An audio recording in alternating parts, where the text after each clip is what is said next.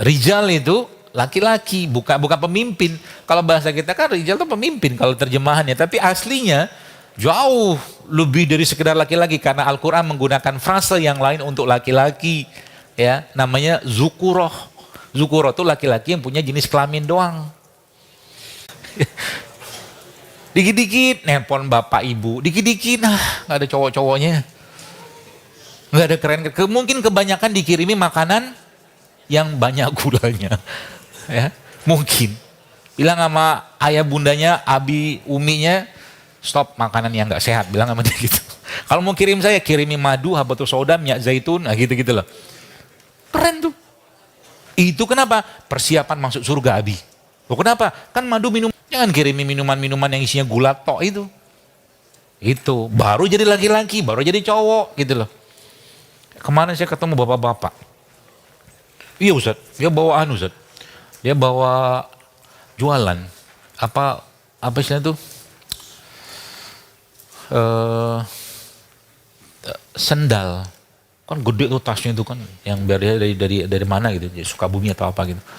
Saya lagi minum kopi waktu itu, datang sama dia, Pak, belum laku Pak, tolonglah Pak. Duduk kok sini, saya bilang. Duduk sini, samping saya gitu kan, minum kopi, pesan kopi, saya bilang. Macam mau mati saja kau ini, saya bilang. Macam mau mati. Kenapa hidup gak ada semangat-semangatnya, saya bilang. Sama dia gitu kan, saya marahin Ustaz. Ya. Udah makan belum? Belum. Makan sana, saya bilang.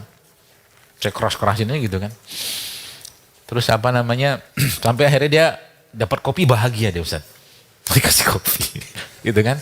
Tapi saya bilang, antum itu, bapak itu, ya abang lah, abang. Ini sudah dikasih kesempatan Allah cari rezeki kayak begini, ngapain susah-susah hidup, saya bilang. Gak ada semangat kita hidup kayak begini. Ngomel-ngomel habis-habisnya gitu kan sama dia.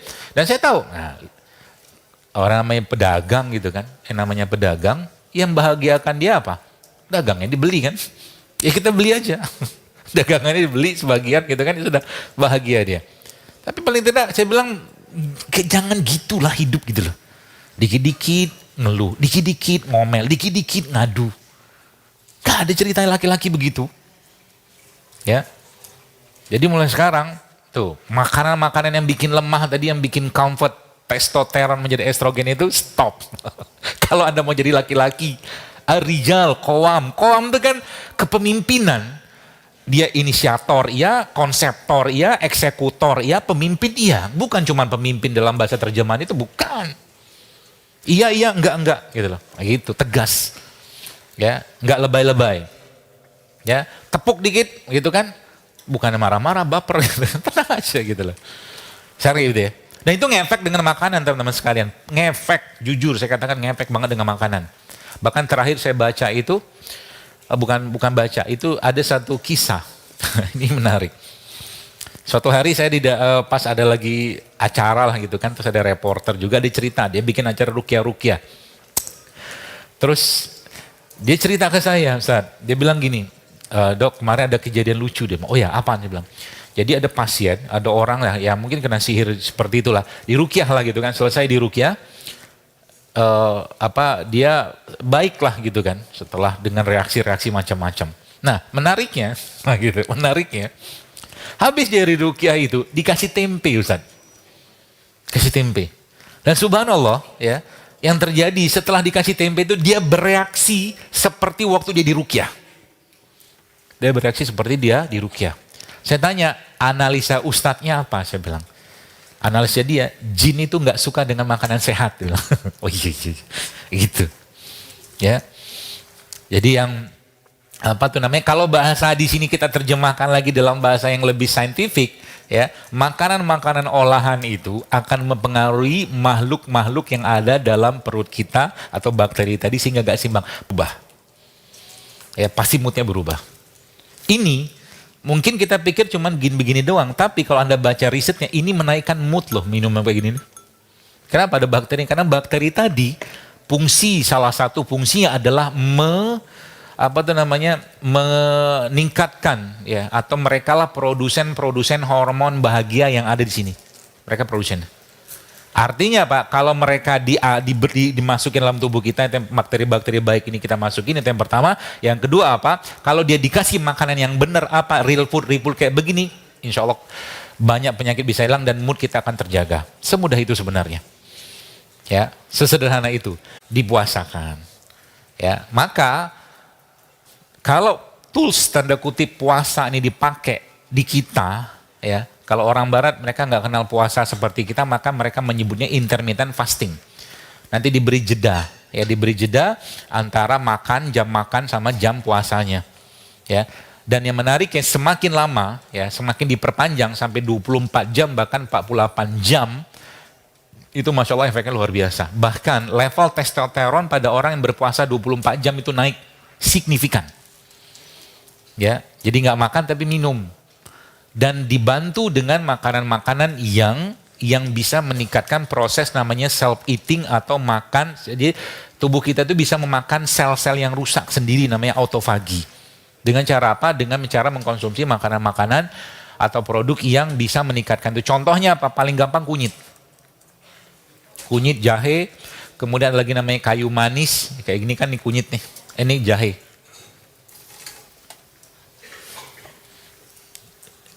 Jahe, kunyit kayak begini, saya trial sederhana ya hari-hari itu ternyata memang mereka nih mengurangi selera makan. Jahe, kunyit, ya kurkumin, turmeric kayak begitu. Ya, jadi saran saya ke sekolah ya pihak sekolah, kalau bisa dikenalin tuh mereka ini dan bisa dibikin dalam bentuk yang enak. Saya kemarin nyoba Ustadz, saya bikin ada berapa ramuan saya bikin, kemudian saya shake maksudnya saya sudah masuk semua sama madu, saya masukin, saya kocok-kocok gitu, terus dikasih es, ternyata enak. Artinya apa? Manfaatnya dapat, khasiatnya dapat, tapi tidak kuno-kuno gitu. Karena ini cerita tentang kuno ini memang kita harus belajar dari iblis memang. Ya, iblis itu canggih. Ya, kenapa canggih? Luar biasa begitu banyaknya pohon di surga, buah di surga, Nabi Adam akhirnya memutuskan makan buah itu kan. Canggih dia itu. Kalau bahasanya, Quran itu menggunakan istilah muqasamah. Ya, maka sekarang ada beberapa produk-produk, ya, saya lihat gitu kan, yang ya menyerupai kekinian, ya, tapi dia tidak meninggalkan manfaatnya. Bahkan saya lihat ada satu produk itu yang isinya kunyit dikasih soda. Ada, kaleng. Ada Ustaz. Orang minum itu bangga deh. Gitu. Harus begitu sekarang. Jadi nanti kalau kita bicara tentang rimpang-rimpang kayak begini, ngasih anak-anak di sini ya mana mau dia. Dipikir orang tua gitu kan. Tapi kalau diubah sedikit kemasannya, caranya bisa. Ya. Untuk apa mengembalikan tadi, cara atau mungkin keseimbangan bakteri yang ada pada tubuh kita tadi. Itu. Ya. Semakin diperlama puasanya sampai berapa jam? Ada yang mengatakan 24 jam sampai 48 jam. Tapi bukan puasa, sebenarnya kita nggak makan aja, cuma minum iya. Ditambah dengan beberapa jenis makanan-makanan yang bisa mengurangi selera makan tadi. Tapi ini mungkin tidak berlaku pada anak-anak. Ya. Kalau anak-anak yang penting, bawaan isinya apa? Terigu kan? Ya sayuran mah secuil. Banyakan tepungnya, banyakan terigunya. Gula lagi nggak? Gula lagi. Plus biasanya di situ ada kerupuk. Gula lagi? Gula lagi. Habis itu dia minum, katakanlah dengan teh manis. Gula lagi? Anda bayangkan satu piring isinya apa? Gula semua. Gimana nggak letih? Gimana nggak baca Qur'annya? Capek, cepat, satu lembar sudah ngantuk. Petugasnya keletihan, itu maksud saya. Ya. Sedangkan sebenarnya kalau ngerti caranya, boleh nggak makan? Ya jangan banyak-banyak itunya. Jangan banyak-banyak nasinya. Ya, jangan banyak-banyak nasinya. Dengan cara apa kita jaga itu? Dengan cara nasinya itu dikurangi, lauknya dibanyakin. Itu paling gampang. Lauknya pilihannya 2. Kalau nggak sayur, proteinnya dibanyakin. Maka nggak ngantuk. Karena kaidah tadi kita pakai di sini. Cara makan yang benar. Ya, kenapa? Karena coba lihat, itu belum ceritanya habis itu dia minum es lagi segala macam yang gula lagi. Sehingga apa? Ngantuk terus saban hari. Dari pagi ngantuk, siang ngantuk, sore ngantuk, malam ngantuk, sengantuk-ngantuknya. Itu yang terjadi zaman sekarang. Ya, kalau kita mau sedikit disiplin saja, misalkan kayak begitu yang saya jelaskan tadi itu, mulai misalkan kita ya sebuah atau apa yang isinya yogurt, bahkan termasuk saya pernah saranin itu Ustaz, apa tuh air kelapa ini dibikin buat air untuk bikin es campur. Air kelapa tua aja nggak usah muda, kan murah meriah. Bahkan nggak ada harganya, kadang-kadang dibuang-buang tuh. Itu ya, kalau Anda teman-teman sekalian beli minuman isotonik di supermarket atau minimarket, ya, dengan air kelapa tua jauh lebih bagus air kelapa tua daripada minuman isotonik itu. Luas kayak begini, saya nggak membayangkan ke depan nanti generasi kayak apa kalau kita nggak mulai perhatikan apa yang kita makan. Serius, dan itu bukti-bukti yang saya dapatkan sudah sangat terlalu banyak. Ya, terlalu banyak. Dan apalagi apa? Kalau bahasanya kita di sini kita bicara gen, kan generasi. Maka apa yang dilihat oleh orang tua, dilihat oleh anaknya terhadap apa yang dilakukan oleh orang tuanya dalam bentuk kebiasaan makan misalkan, itulah menjadi contoh dan teladan. Kalau teman-teman di sini ya, adik-adik di sini semua sudah mulai mempraktekkan pola hidupnya, mungkin cheatingnya adalah nggak masalah, kita juga manusia. Ya, tapi difasilitasi, sekolah katakanlah memfasilitasi sehingga nanti ada kaidah-kaidah atau konsep-konsep yang kita bisa katakanlah aplikasikan, akhirnya yang terbentuk apa? Kebiasaan. Ini yang mahal. Kalau kebiasaan sudah terbentuk dengan ilmu yang kita bisa terapkan, itu Masya Allah generasi ke depan itu akan jauh menjadi generasi yang lebih baik. Nggak sakit-sakitan sehingga nanti suatu hari kelak kita bisa kembalikan jasad ini kepada Allah dalam keadaan baik sebagaimana dulu dia juga menciptakan dalam keadaan yang baik. Itulah konsep dasar hidup sehat bagi seorang muslim. Ya, bersyukur ya dengan apa yang Allah ciptakan dengan sempurna kayak begini, dan ya mengembalikan jasad ini kepada Allah dengan masih bisa sholat berdiri, masih bisa sa'i umroh nanti berdiri nggak pakai kursi roda kayak gitu, jalan ya atau berlari. Itu yang kita inginkan sehingga nanti jadi ini hal sederhana saja ya, tapi ini kita belum masuk katakanlah nanti bagaimana cara ngolahnya udah beda lagi, belum lagi cerita ini belum saya cerita minyak. Ya, minyak salah satu yang saya biasa sarankan, nggak terlalu banyak nanti. Kalau kita bicara tentang bagaimana cara menjaga kesehatan itu adalah mengurangi minyak. Kemarin ada seorang yang nge-DM saya di Instagram. Ya, dia bilang, dokter terima kasih. Oh ya, kenapa Bu? Saya bilang, saya hampir kemarin beli program diet gitu, Ustaz. Harga 30 juta. Kata dia gitu. Terus ada hubungan apa dengan saya bilang gitu kan. Ya, apa yang dokter sampaikan itulah konsep-konsep yang mereka jual itu. Oh, iya. Sederhana sebenarnya. Ya, contoh nih kalau kita bicara berat badan, paling gampang itu. Cerita sekedar nurunin berat badan, ya. Yang masuk sama keluar sama, stabil berat badannya. Yang masuk sama keluar banyakkan yang masuk, naik berat badannya. Yang masuk sama keluar lebih sedikit yang masuk, turun berat badannya. Kan simpel. Itu yang dijual puluhan juta. Itu satu. Yang kedua apa? Yang dijual kan produk. Padahal ini kan semua ini kalau Anda makan bener, aduh, berat badan mah gampang banget. Yang justru malah yang susah setelah turun mau ngapain. Itu yang susah. Ya, kalau pada yang dewasa ya bapak-bapak ini, Pak, itu lebih susah. Kenapa lebih susah? Karena kalau udah nggak ngerti caranya, ya, itu nanti dia rebound dia lebih cepat naiknya, ya, berat badan tadi. Itu sebabnya saya sekarang biasanya aktivitas kalau adik-adik di sini mungkin lebih cenderung kepada kardio. Tapi perlu juga, dulu kan orang-orang berkuda, memanah segala macam gitu kan, yang sifatnya ada gabungan antara latihan yang sifatnya kardio dan weight. Ya, itu bisa dipraktekkan. Ya, sehingga nanti apa? Kita bukan mau jadi badannya. Baik, jazakumullahu khair, Dr. Zaidul Akbar, terima kasih. Memang permasalahan kita ini anak milenial nih kayaknya emang gula ya. Pertanyaan setelah ini ya, maka dipersiapkan. Tadi Ustadz udah suruh mempersiapkan. Yang udah siap nanti boleh angkat tangan. Untuk yang dari ummahat bisa disampaikan kepada tim. Nanti kita bacakan pertanyaannya di depan.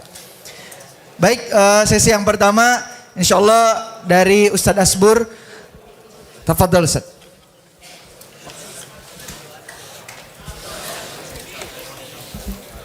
Bismillah, Assalamualaikum warahmatullahi wabarakatuh.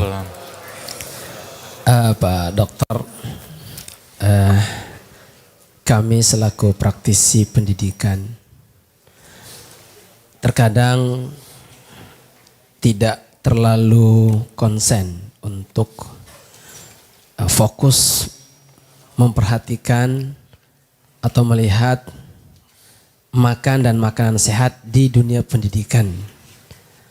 Sementara kita sedang mendidik dan membina generasi Islam ke depannya. Padahal tadi saya diingatkan oleh dokter, penyakit pertama yang turun ternyata penyakit karena makan ya. Sebagaimana dalam ayat fa'akala minha fabadat lahuma sawatuhum wa tafaqa sifan alaihim warqil jannah. Jadi penyakit Nabi Adam itu langsung tersingkap auratnya karena memakan makanan terlarang di surga. Kata beliau, ini penyakitnya, fitnahnya besar di makanan ini. Memperhatikan makanan ini untuk generasi mereka ke depannya. Mungkin ada program khusus negara mana gitu yang memang fokus konsen untuk mereka mengambil sisi makanan ini untuk memperbaiki generasi mereka ke depannya. Barakallahu fikum. Silakan dokter mau langsung jawab atau kita satu pertanyaan lagi? Jawab dulu kali ya. Boleh Ustaz. Baik, bismillah. Insyaallah Ustaz, barakallahu fiik. Ya. Ya, problem makanan ini memang menurut saya memang luar biasa dan menjadi salah satu fitnah terbesar dalam era modern seperti sekarang Ustaz. Karena memang dari zaman dahulu pun ini kan sudah menjadi hal yang bahkan zaman Nabi Adam tadi Ustaz sampaikan tadi, luar biasa. Sehingga memang perlu menjadi catatan ya. Kenapa menjadi catatan dan perhatian buat kita? Karena mustahil saya bilang bisa membangun generasi yang optimal atau mungkin katakanlah yang baik kalau seandainya makannya tidak diperhatikan. Oke, kita sekarang terbang dulu ke zaman dahulu. Zaman dulu tidak seperti sekarang. Sekarang ini luar biasa produk-produk makanan kemasan. Penuh dengan gula, penuh dengan minyak segala macam. Zaman dulu kan enggak. Mereka kebanyakan real food gitu loh. Sehingga dibantu dengan pola pengajaran mereka dan ketersediaan makanan olahan tadi membuat mereka menjadi stabil gitu loh. Plus juga dengan kepahaman agama, dengan puasa segala macam. Kalau sekarang kan fitnah luar biasa. Kita keluar sebentar sedikit sudah ada minimarket. Keluar sedikit sudah ada mesin dispenser kayak begitu untuk ngeluarin minuman yang penuh dengan gula segala macam. Jika memang perlu kesadaran kita untuk membangun ini dan yang kedua adalah tidak difasilitasi menurut saya. Jangan difasilitasi. Artinya semua yang kira-kira bisa menyebabkan kelemahan tubuh mereka secara fisik dari makanan kalau bisa dikurangi menurut saya. Karena itu fitnah, memang food sendiri termasuk yang kacau di dunia sekarang dan termasuk fitnah yang luar biasa. Sehingga memang tadi kita mulai mengedukasi, mengajarkan, memahamkan tentang esensi dari hidup sehat itu sendiri, bahkan dimulai dari sejak dini. Kenapa saya katakan begini? Karena Israel pun katakanlah memulai itu, ya. Artinya kalau kita lihat mereka nggak terbiasa dengan makanan-makanan yang ultra processed food gitu kan, nggak terbiasa mereka, ya. Dan ya karena mereka tahu isunya di balik itu semua, mereka tahu isunya. Bahkan contoh begini, logikanya lebih gampang Ustaz. Ini fitnah ya, salah satu bentuk fitnah menurut saya. Kelapa, kita minum kelapa kayak begini, nggak ada peringatan di sini tentang kelapa ini kan, minum-minum aja. Dan kita tahu bahwa kalau minum kelapa ini ya tidak bakal bermasalah kalau dalam jumlah yang cukup dan tidak berlebihan. Tapi coba lihat zaman sekarang, bahkan sirup pun sekarang ada peringatan di bawah. Kalau Anda nggak lihat di bawah, perhatikan, itu yang menggunakan pemanis-pemanis buatan itu peringatan situ. Jangan dikonsumsi buat ibu hamil, menyusui sama anak-anak di bawah 5 tahun, ada peringatan. Kok makan ada peringatan, kan luar biasa itu fitnahnya kayak begitu. Nah, sehingga tadi memang perlu menurut saya memang perlu dibikin polanya. Sehingga pertama mengenalkan mereka tentang makanan-makanan saya kayak begini dan dibiasakan. Sehingga nanti kalau cheating gimana? Nggak masalah cheating. Saya memang membolehkan aja cheating, tapi nggak lebih dari 20%. Gitu. Sehingga 80% tubuhnya lebih banyak asupan yang sehat. Tambah lagi dengan aktivitas misalkan olahraga atau mungkin aktivitas yang membakar itu, insya Allah aman. Ya, itu. Yang kedua tadi apa ya? Ada. Kalau antum browsing namanya Blue Zone Country. Itu bukan negara, tapi itu kota di beberapa negara ada di Amerika, ada di California, tapi harus kota tertentu. Kemudian di Venezuela ada, di Italia ada, di Jepang ada Okinawa. Dan konsep mereka adalah konsep albasa. Yang mereka praktikkan biji-bijian. Ya, mereka moderate dalam hal makanan, nggak makan sampai kenyang, gitu-gitu aja.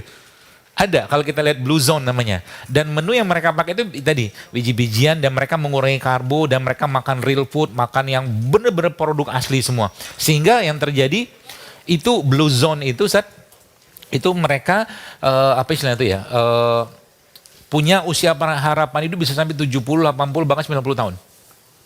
Usia harapan hidup mereka. Jadi udah 70, 80 tahun tuh masih bisa jalan, bahkan olahraga gitu lah.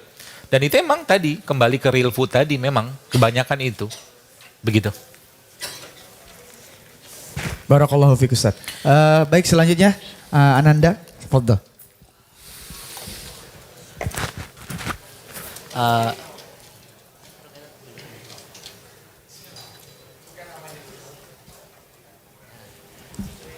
Assalamualaikum warahmatullahi wabarakatuh.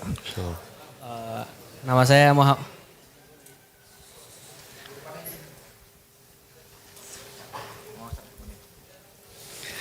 saya Muhammad Zahranil Mizaidan dari kelas 11 ayat 2. Mohon nasihatnya Ustadz untuk kami, bahayanya merokok dalam proses belajar. Bahayanya merokok. Bahayanya merokok dalam proses belajar. Misalnya seperti bagaimana jika otak kita jika sering merokok atau pernah merokok. Gitu. Iya. Syukron. Apa?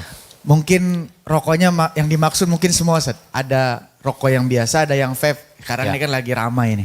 Baik, silakan Ustaz.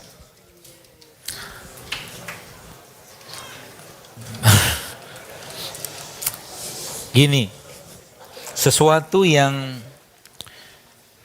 tidak disebut nama Allah saat kita mengkonsumsinya, maka dia akan mengkonsumsi atau memakannya bersama syaitan.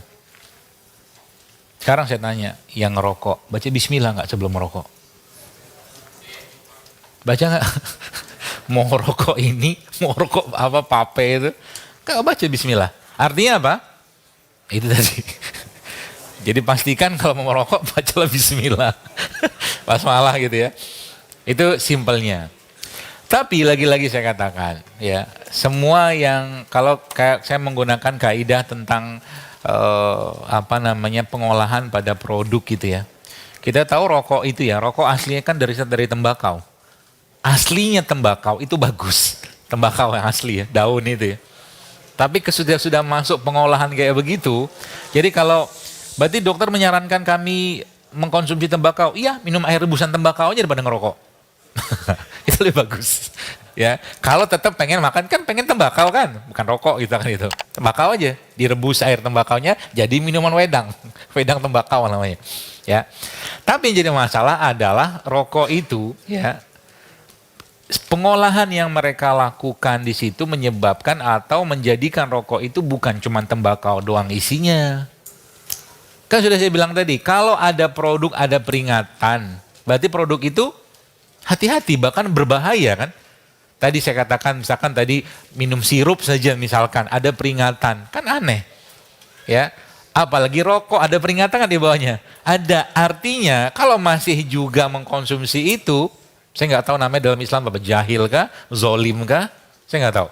Tapi sudah jelas-jelas ada peringatan dan peringatan itu bukan dibuat ngabal-ngabal, tapi memang datanya menunjukkan kayak begitu, ya masih juga dikerjakan, jahil namanya. Ya, sehingga nggak ada manfaat-manfaat. Artinya apa? Kita zolim sama diri kita dengan mengkonsumsi itu. Menurut saya begitu. Ya, sehingga memang ya apa nasihatnya? Ya tinggalkan kalau Anda cinta Allah itu aja. Sebaiknya begitu. Mau rokok yang yang biasa atau yang sekarang yang ya itulah pakai alat itu sama aja. Bahkan lebih parah katanya itu karena dia udah pakai flavor, seingat saya. Ya, seperti itu. Baik, terima kasih dokter. Ini sekarang kita sesi pertanyaan online ini.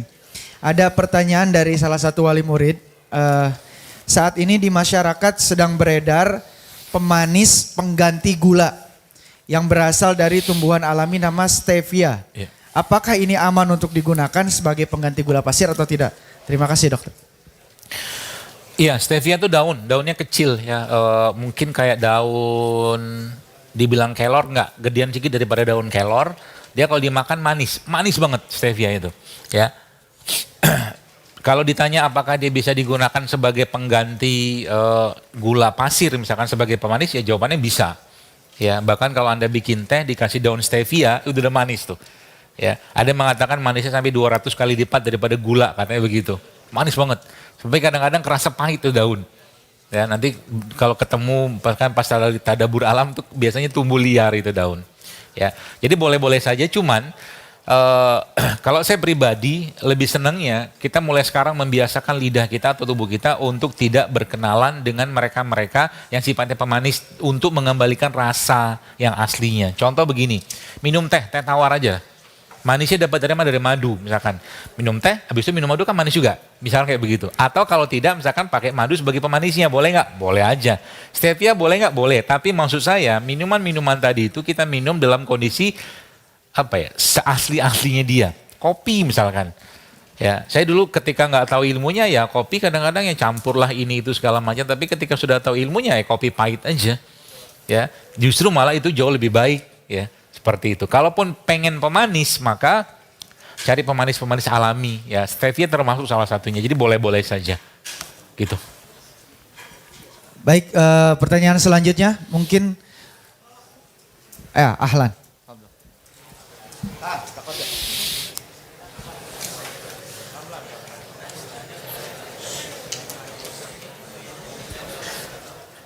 Apakah bawang bombay meningkatkan testosteron?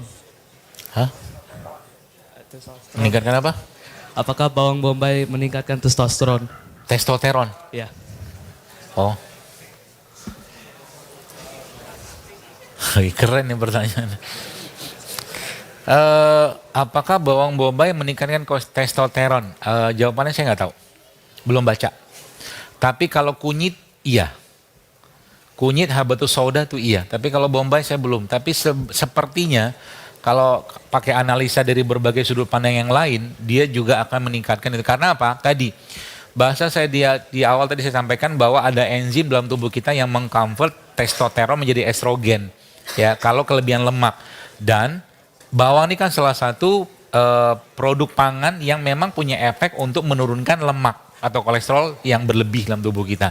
Jadi mungkin bisa-bisa aja, tapi saya belum detail bacanya. Yang jelas saya tahu itu tadi kunyit, ya jahe atau mungkin habatus sauda dan beberapa produk lain kayak ginseng gitu ya. Atau di Indonesia ada namanya pasak bumi, itu bisa ya memberi asupan testosteron lebih dalam tubuh kita.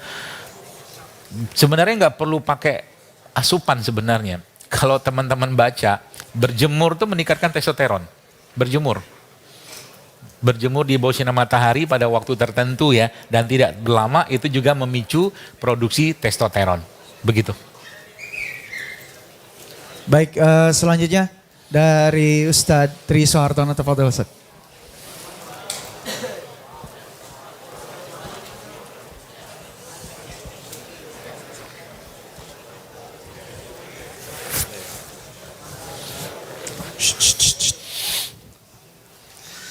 Baik, bismillah. Sebelumnya ahlan wa sahlan Ustadz di Al Wildan Islamic School BSD. Izin bertanya Ustadz, tadi Ustadz menyinggung terkait mengenai masalah diet dan pola makan. Ada kadang-kadang yang ingin saya tanyakan terbesit dalam hati. Saya punya rekan Ustadz Asbur, guru saya dan pimpinan kita juga. Kalau makan ini, kalau porsinya kurang lebih sama Ustadz. Dan bahkan mungkin Ustadz Asbur porsinya lebih banyak daripada Ana Ustadz. Tapi Ana kadang bertanya-tanya kenapa badannya lebih besar Ana daripada beliau Ustadz. Nah ini mohon dijelaskan Ustadz. Secara ilmiah atau kemudian nasihat buat Ana yang mungkin badannya lebih besar ingin kurus begitu Ustadz. Demikian Ustadz. Syukran barakallahu fikum. Oh, kenapa nanya saya ini? Baik. Tolong. Bismillah ya, gini nih. Jadi memang ada orang, ini dari berbagai sudut pandang kita bisa bahas sebenarnya. Tubuh kita tuh ada karakter metabolismenya dan karakter badan secara umum, ya. Karakter ini juga tidak lepas dari tingkat atau mungkin laju metabolisme dalam tubuh dia. Ada yang cepat, ada yang lambat, ya. Nah, beberapa orang-orang tipe yang saya lupa istilahnya itu, endomorf atau ektomorf gitu, saya nggak saya itu. Itu ada istilahnya. Yang memang dia badannya kecil, cuman sebenarnya laju metabolisme dia tuh cepat sekali gitu loh. Sehingga dia cepat terurai, sehingga dia makannya banyak, akhirnya itu nggak terlalu banyak yang terserap dalam tubuhnya. Nah, nanti lanjut lagi ada orang namanya skinny fat. Saya nggak tahu Ustaz Albur ini pernah ngecek kolesterol nggak? Skinny fat itu orangnya kurus, cuman kolesterolnya tinggi. Jadi jangan senang-senang dulu beliau. Iya kurus, tapi skinny fat namanya. Jadi lemak itu emang nggak kelihatan, cuma dia menempel di berbagai organ. Tidak dalam bentuk lemak-lemak tubuh yang berlebihan ya seperti itu. Nah, itu yang pertama. Yang kedua apa? Konteksnya itu adalah ada orang yang itu tadi masa ototnya nggak banyak, ya masa ototnya nggak banyak, bukan masa otot, hipo namanya, hipo. Kondisi hipo ini sama kayak tadi. Jadi gini, ada orang yang diciptakan Allah, kondisinya itu low terus dia. Tensinya rendah, gulanya rendah, semuanya rendah. Orang kayak begini kecenderungannya suka makan. Ya, suka makan dalam jumlah atau dalam frekuensi yang di atas rata-rata orang karena dia untuk menjaga keseimbangan asam lambungnya. Tapi ada satu orang, tipe yang lain atau satu orang itu yang dia boleh dibilang tuh tipenya tuh normal, ya cenderung dia kalau makan sekali cukup sampai sorenya. Ada orang kayak begini. Kalau yang ini, kalau yang tipe hipo atau low ini dia nggak kuat nggak makan. Ya, jadi semuanya rendah sehingga dia banyak makan. Nah, apakah beliau katakanlah kayak begini? Ini contohnya beliau, mohon maaf. Apa tuh namanya?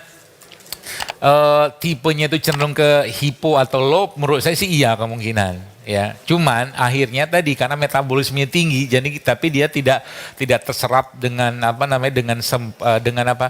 bukan tidak terserap, terurai semua lah gitu loh. Nah, bagaimana cara membuat antum jangan badan seperti beliau dan beliau juga tidak perlu badan seperti antum sebenarnya. Ya, caranya gimana? Dikuatin masa ototnya. Jadi bisa kan Ustaz Albur ini dibikin berotot bisa. Bisa. Ada ilmunya itu. Ya, dengan cara apa? Kasih beban protein masuk, ngebentuk nanti otot dia. Nah, kalau sekarang saya bisa duga nggak jauh-jauh yang beliau makan itu kan karbo, nggak jauh-jauh, sehingga nggak banyak yang terserap karena karbo. Ya, tapi kalau nanti diubah menjadi protein atau ditambah dengan serat seperti sayuran tuh kebentuk nanti, apalagi disuruh latihan beban. Misalkan ngangkat antum gitu kan, kalau bisa, atau kayak begini nih, ini kan gampang nih.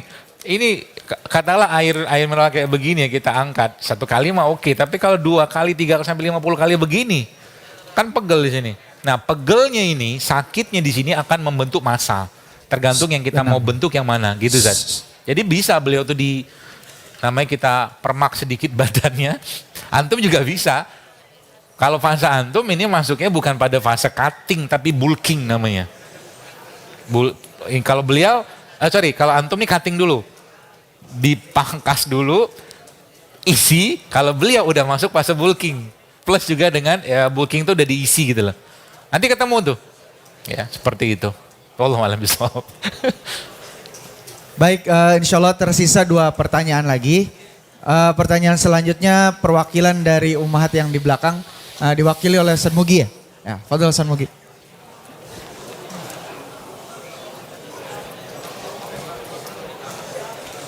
Tidak ada suara, tolong.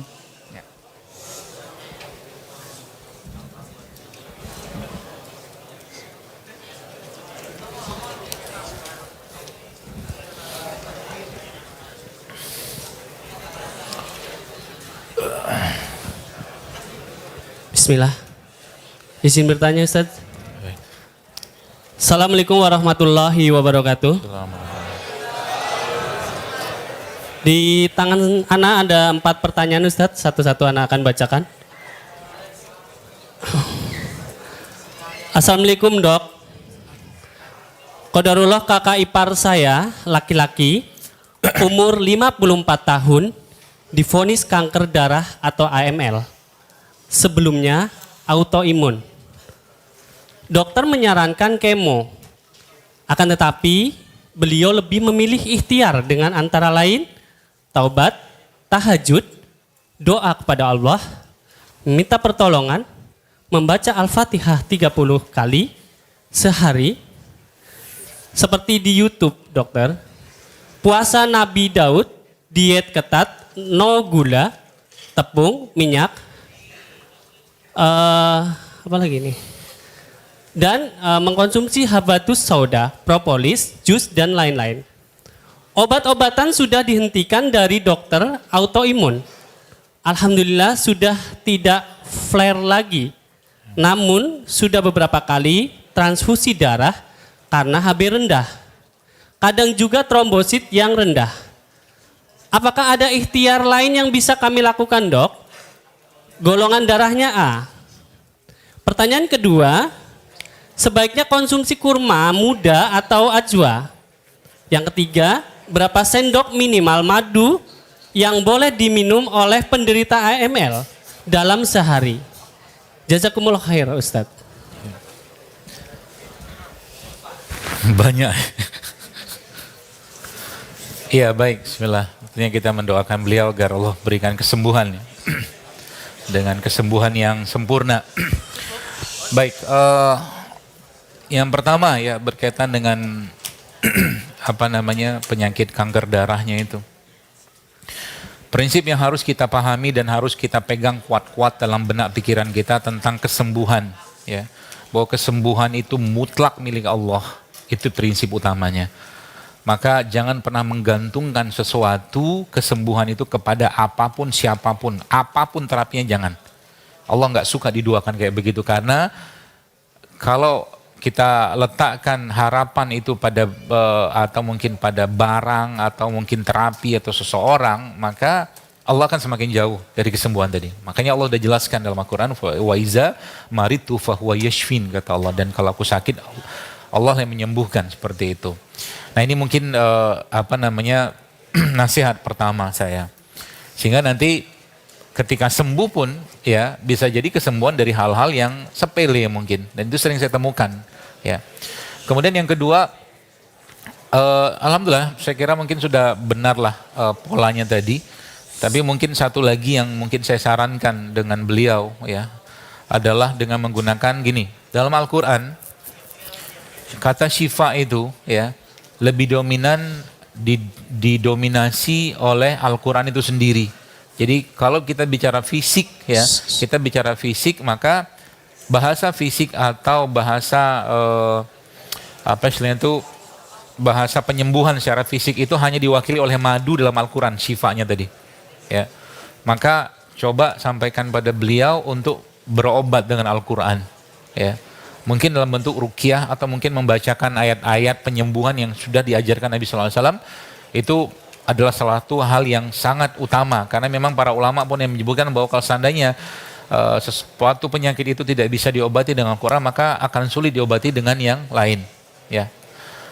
Terus tambahannya apa terapi yang bisa didapatkan atau mungkin dilakukan pada kasus seperti ini?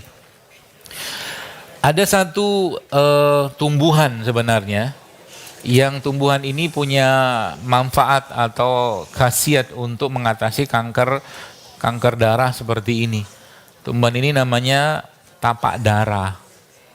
Tapak darah. Kalau dilihat itu dia bentuknya kayak payung. Ya, kayak payung. Jadi dia sering tumbuh kok. Ya, di tempat bahkan ditanam orang itu, ya. Dia tangkai kayak begini, kemudian seperti ada daun-daunnya, cuman dia tidak bernyatu daun ini. Ya, warnanya hijau, ada juga bahkan merah sebagian. Itu namanya tapak darah. Ya. Dalam tapak darah itu ada satu bahan namanya vincristin, sehingga saya memang bisa dipakai untuk ini. Ya, untuk kanker darah seperti ini. Itu mungkin tambahannya ya. Yang lain-lain saya kira mungkin cukup saja. Eh, dan mungkin boleh tambahkan gini, jangan juga diet terlalu ketat sehingga tubuhnya lemah. Makan aja yang benar, tidak berlebihan, ya proteinnya ada, karbonya ada, lemaknya ada. Karena tubuh kita itu sebenarnya bisa ngeriset sendiri. Nah, tergantung nanti kebutuhannya apa. Kalau tadi beliau sampaikan dia butuh transfusi, maka kita asup ya makanan-makanan yang bisa menjadi menjadi bagian dari darah seperti Fe misalkan ya, mungkin seperti liver, hati, baik hati sapi, hati ayam kayak begitu, termasuk beberapa jenis buah-buahan yang juga bisa meningkatkan asupan Fe kayak beet atau kurma itu juga boleh ditambahin ya.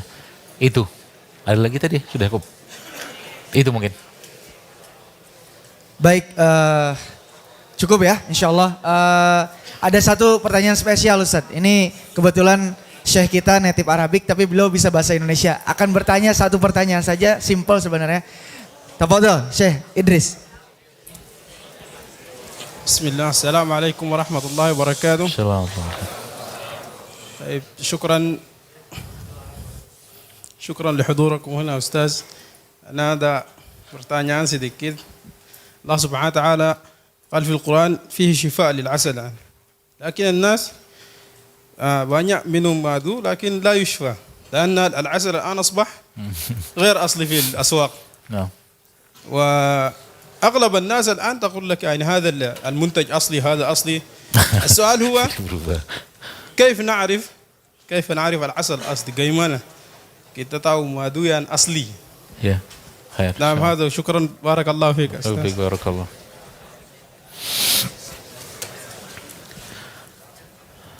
Ya, pertanyaan orang berilmu kayak begini.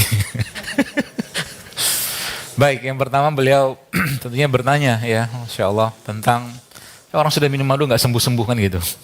Ini kan ada hadisnya ya, ada hadisnya. Yang ada seorang yang pernah bertanya kepada Rasulullah SAW, lalu dia berkata, ya Rasulullah, perut saudaraku sakit, kata dia.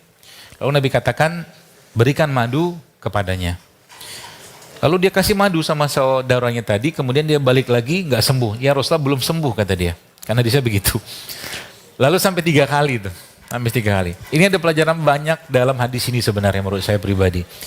Lalu Nabi katakan apa? Sampai kalimat yang terakhir Nabi katakan kepada si orang tadi, kata Nabi apa? Perut saudaramu itu yang berdusta, kan gitu kisahnya. Artinya bukan madunya yang bermasalah ya, tapi perut yang bermasalah. Kan sudah kita bahas tadi itu. Kenapa bermasalah? Biasanya nggak jauh-jauh, kalau zaman dulu kan nggak banyak produk kemasan kayak sekarang. Tapi zaman dulu kan dalam konteks kita bicara, saya nggak tahu hadis ini diturunkan pada saat khamar itu sudah dilarang atau belum, saya nggak tahu.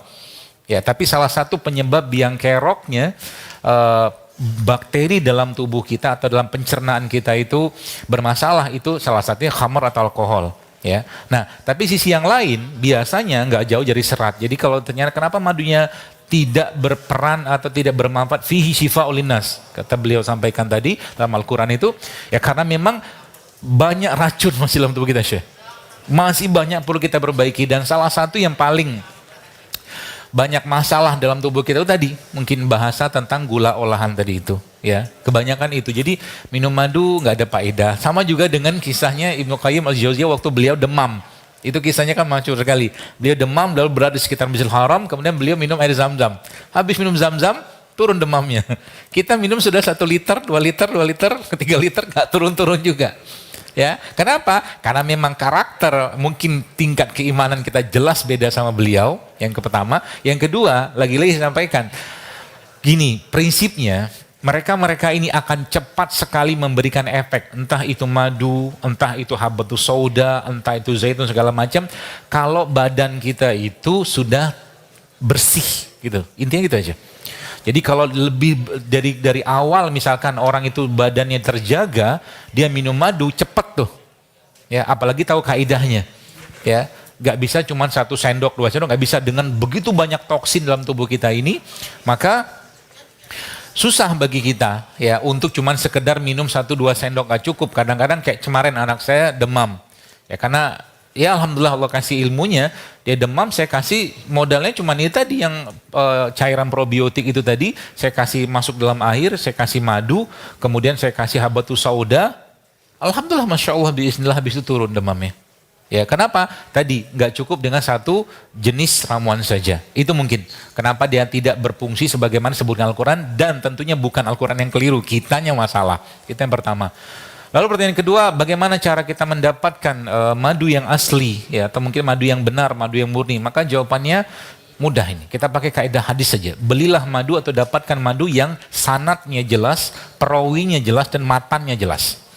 Dari mana dia ngambil, siapa yang ngambil, di mana dia ngambil, nah, itu. Ya, makanya kalau kita bicara bisnis madu atau bisnis usaha madu ini memang usaha kepercayaan. Ya, kalau nggak yakin jangan beli. Ya, karena memang sekarang banyak sekali madu-madu yang ada di supermarket. Sekalipun itu kadang-kadang bukan madu. Kenapa saya katakan bukan madu? Gini, ini ilmunya supaya teman-teman paham ya. Madu itu ada standarnya. Saya lupa ada enzimnya, ada kadar airnya, ada apanya. Itu banyak tuh, ada 3, 4, 5, 6 segala macam. Itu ya secara standar regulasinya itu bisa dibikin di pabrik, bisa dibikin. Jadi kalau dibilang itu madu nggak? Ya nggak madu, itu bukan madu, ya. Karena itu dibuat di pabrik, air nih. Saya kasih karamel, saya kasih enzim, saya atur kadar airnya, jadi dia madu sesuai standar, gitu loh.